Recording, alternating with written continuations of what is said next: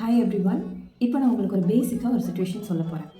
நான் எல்லா சண்டேவும் சர்ச்சுக்கு போவேன். இதுதான் அந்த சுச்சுவேஷன். இதை எப்படி நீங்கள் இங்கிலீஷில் சென்டென்ஸாக சொல்லுவீங்க? I go to church every Sunday. I went to church every Sunday. I will go to church every Sunday. இது மூணில் எது கரெக்டான சென்டென்ஸ்? நான் சொல்கிறேன்.